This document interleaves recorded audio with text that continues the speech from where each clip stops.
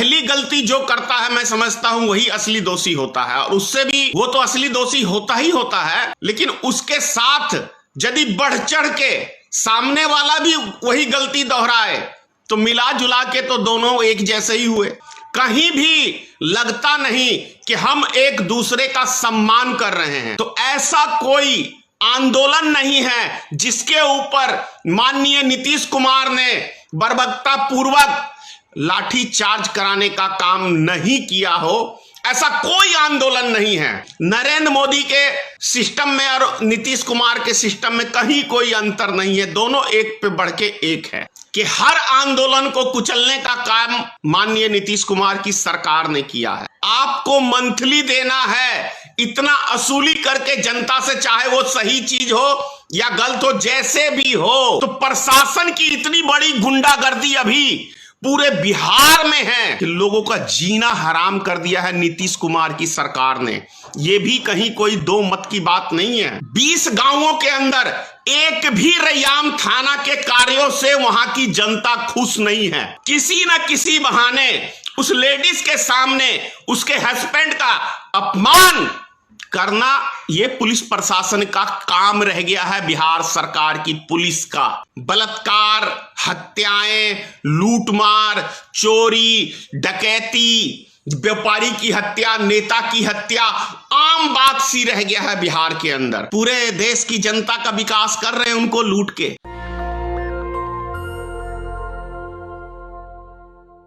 लोकतंत्र का मंदिर, चाहे लोकसभा कहें, चाहे राज्यसभा कहें, चाहे विधानसभा कहें, जितने भी जनप्रतिनिधि जीत के जाते हैं उस मंदिर में जाके बैठते हैं और वहीं मंदिर से नए कानून, नई योजनाएं लागू करते हैं। नाम भी दिया हुआ है पूरे देश की जनता ने, लोकतंत्र का मंदिर। लेकिन मंदिर में जाके और यदि मंदिर की हम नियम निष्ठा को पालन न करें तो क्या हमें उस मंदिर में बैठने का अधिकार है? मैं कह रहा हूं, आए दिन आप देखिए तो लोकसभा में जिस तरीके से चुने हुए जनप्रतिनिधि, चाहे किसी दल के हो, मैं यहां पे कोई पार्टी विशेष की बात नहीं कर रहा हूं, मैं जनरल बात कर रहा हूं, जो भी राजनीतिक दल निर्दलीय हो या किसी दल से जो जीत के जनप्रतिनिधि जाते हैं, क्या उस मर्यादा का वो वहां जाके पालन करते हैं? और जब वो पालन नहीं वहां कर सकते तो फिर देश की जनता के लिए, देश के लिए कैसे सोच सकते हैं? जिस तरीके से 2 दिन पहले बिहार विधानसभा के अंदर घटना घटी, बहुत निंदनीय है। आप देखिए तेजस्वी यादव के नेतृत्व में बिहार विधानसभा का घेराव करने की घोषणा की गई। धरना प्रदर्शन हर राजनीतिक दल करती है, जब भी उन्हें मौका मिलता है किसी भी मुद्दे को लेके तो वो धरना प्रदर्शन में लग जाते हैं और अपनी बात सरकार तक पहुंचाने का काम करते हैं। जनता में अपना मैसेज देना चाहते हैं कि हम आपके लिए लड़ रहे हैं। लेकिन प्रश्न ये उठता है कि यदि कोई बड़ा दल हो या छोटा दल हो, संविधान के नियमों का उल्लंघन करे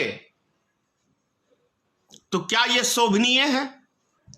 पहली गलती जो करता है मैं समझता हूं वही असली दोषी होता है, और उससे भी वो तो असली दोषी होता ही होता है, लेकिन उसके साथ यदि बढ़ चढ़ के सामने वाला भी वही गलती दोहराए तो मिला जुला के तो दोनों एक जैसे ही हुए।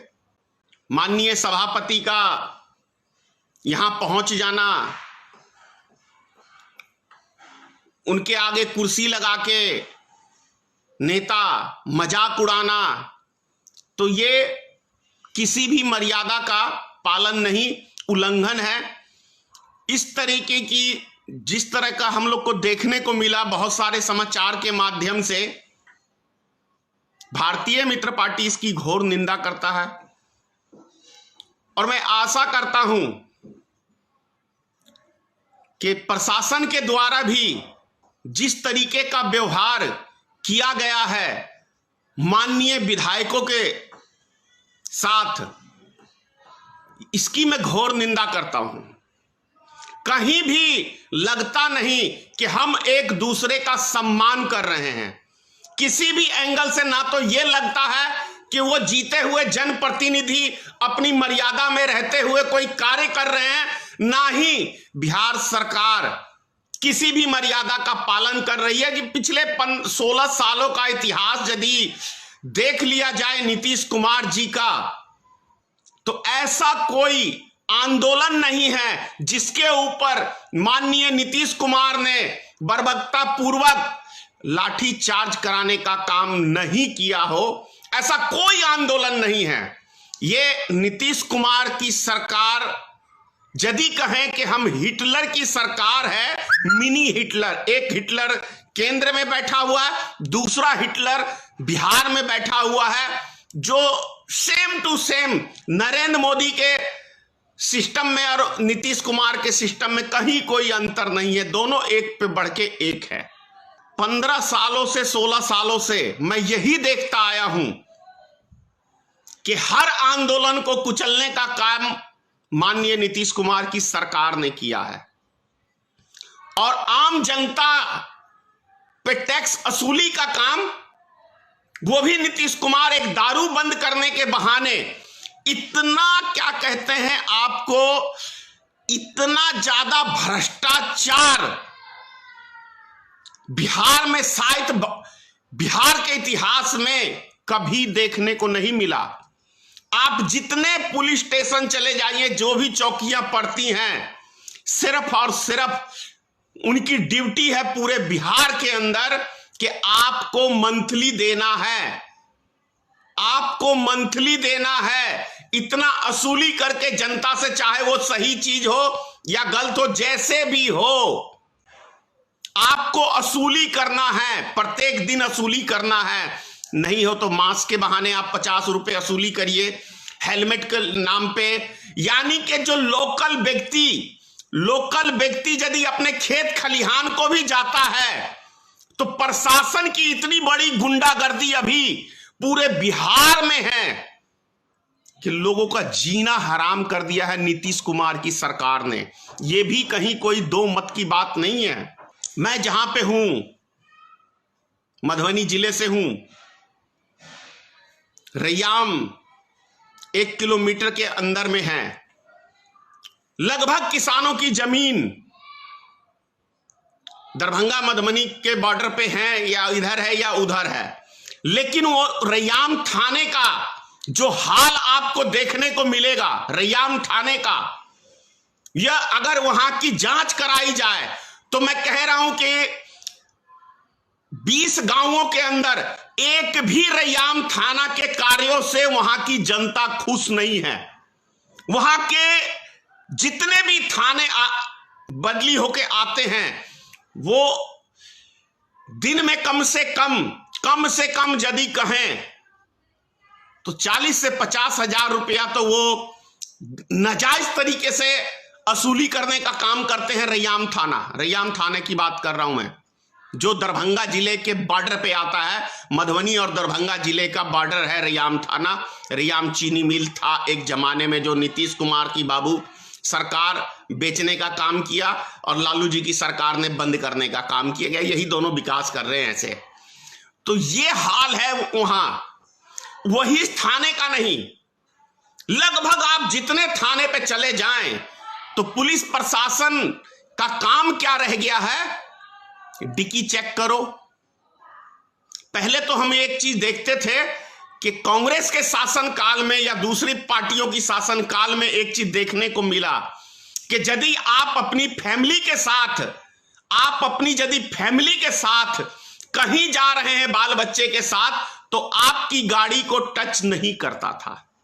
लेकिन जब से यह महिलाओं को सम्मान देने वाली सरकार आई है माननीय नीतीश कुमार की बिहार में, या केंद्र में कहें मोदी सरकार, तो यह महिलाओं को इतना जलील करने का महिलाओं के साथ काम कर रही है, जिसका जीता जागता उदाहरण हम सब ने विधानसभा में भी देखा है कि एक माननीय विधायक महिला के साथ किस तरीके का व्यवहार किया है नीतीश कुमार की सरकार ने। तो सोच लीजिए कि जनता के साथ क्या व्यवहार अभी कर रहे होंगे ये लोग, इनके प्रशासन के लोग।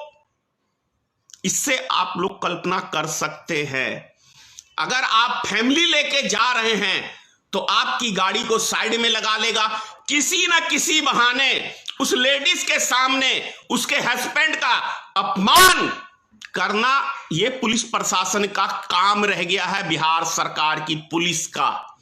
और उससे नाजायज तरीके से किसी ना किसी बहाने से आपको, चाहे वो जूते के नाम पे हो, चाहे जुराब के नाम पे हो, चाहे हेलमेट के नाम पे हो, चाहे प्रदूषण के नाम पे हो, चाहे क्या कहते हैं लाइसेंस के नाम पे हो, या एनओसी के नाम पे हो, मतलब कोई ना कोई नुक्स निकाल के आपसे वो पैसा वसूल करेगा। बहाना क्या, वो प्रत्येक दिन आप देखते हैं बलात्कार, हत्याएं, लूटमार, चोरी, डकैती, व्यापारी की हत्या, नेता की हत्या आम बात सी रह गया है बिहार के अंदर। उसको पुलिस प्रशासन पकड़ने में वो नहीं दिखाता है दिलचस्पी, क्योंकि उसमें आमदनी थोड़ी कम है ना। आमदनी तो आपको डेली वसूली करने में क्या कहते हैं, ये चले जाइए आप रोड पे मोटरसाइकिल लेके निकल जाइए, हेलमेट नहीं है तो 1000 रुपए का चालान है, चलो 200 और 300 में भी काम चल सकता है, क्योंकि पहले तो चालान 100 रुपए ही था। तो ये आपको देखने को मिलेगा बिहार सरकार और केंद्र की जो विकास वाली नीति है। लाइसेंस नहीं है तो 5000, प्रदूषण नहीं है तो 10,000। ऐसे लग रहा है इनके बाप की फैक्ट्री खुल गई है नरेंद्र मोदी और नीतीश कुमार जी की। जितना जैसे मर्जी जनता को लूट लो, विकास पुरुष हैं, पूरे देश की जनता का विकास कर रहे हैं उनको लूट के। और हमारी महान जनता, हमारे देश की महान जनता लुटा रही हैं। थोड़े से 7 साल पहले का भी दिन याद कर लो भाइयों, कि क्या आप चलते थे तो कभी पुलिस प्रशासन आपको टच करता था। 7 साल पहले कितना क्राइम था और आज के टाइम में कितना क्राइम है, ये आप लोग कल्पना कर सकते हैं। क्राइम बढ़ेगा, कोई माइका लाल उसको रोक नहीं सकता। जब देश के अंदर बेरोजगारी बढ़ेगी, राज्यों के अंदर बेरोजगारी बढ़ेगी, तो कोई दुनिया की ताकत क्राइम को नहीं रोक सकती है। जब देश के अंदर बेरोजगारी, भूखमरी फैलेगी तो ऐसी सरकार के बस की बात नहीं है, कि रोजगार तो इनसे संभव है नहीं। ये जीते हैं चुनाव प्रचार के लिए, जीते हैं चुनाव प्रचार के लिए, प्रधानमंत्री बने हैं चुनाव प्रचार के लिए, गृह मंत्री बने हैं दूसरे दल की सरकार गिराने के लिए। इनका काम कितना है, यही है काम। और जो बाकी बचा खुचा है, नीतीश कुमार जी वो कौन सी वो यात्रा करते थे, पता नहीं कौन कौन सी यात्रा नीतीश कुमार भी बिहार में कई बार कर चुके हैं। आप सबने देखा, कभी हाथ मिलाने वाला, कभी हाथ फैलाने वाला, कभी मजदूरी मांगने वाला। एक फैक्ट्री नीतीश कुमार 16 साल में नहीं बता सकते हैं कि इस फैक्ट्री से 2000 या 5000 व्यक्तियों को रोजगार मिल सका है बिहार में, ये नहीं बता सकते हैं। ओ भैया, जिस जमाने में रोड नहीं थे, बिजली नहीं था, उस जमाने में अंग्रेजों ने बिहार के अंदर 16 शुगर चीनी मिल लगाया था उस जमाने में। अब अंग्रेज कब थे? 47 से पहले थे, आप समझ सकते हैं 1947 से पहले। 70 साल में बिहार सरकार चाहे किसी की भी बनी हो, एक इंडस्ट्री नहीं बता सकता है कि शुगर चीनी मिल हमने लगाया है, एक भी। हाँ, जितने थे उन सब को बंद करने का काम लालू प्रसाद की सरकार ने किया था, और उसको बेचने का काम नीतीश कुमार की सरकार ने किया है। एक कहावत है, बाप नंबरी तो बेटा 10 नंबरी। लालू जी यदि थोड़े से भ्रष्ट थे तो मानिए नीतीश कुमार जी 10 गुना भ्रष्ट हैं, 10 गुना भ्रष्ट हैं। ये समझना पड़ेगा। अब देश की जनता को तो रोजगार चाहिए ही नहीं। अब रोजगार की तो कोई हमारे देश में आवश्यकता है ही नहीं। नौजवान अब डिग्री लेके पकौड़े तल रहे हैं। और एक आरएसएस का नेता बोल रहा था कि 20 करोड़ देश की जनता भीख मांगती है, तो अब भीख मांगने का भी काम अब देश की नौजवान जनता को मिलने वाला है। मोदी सरकार देने वाली है, नीतीश कुमार की सरकार देने वाली है। विशेष आपसे क्या कहूं, आप खुद ही समझदार हैं। जय हिंद, जय भारतीय मित्र पार्टी। नेशनल दस्तक की आपसे गुजारिश है कि अगर इसको बचाना चाहते हैं तो नेशनल दस्तक को सब्सक्राइब करने के लिए रेड कलर के सब्सक्राइब बटन को दबाएं, फिर बेल आइकन की घंटी दबाएं। नेशनल दस्तक को बचाने के लिए बहुत जरूरी है कि हर खबर को शेयर करें, लाइक करें, कमेंट जरूर करें।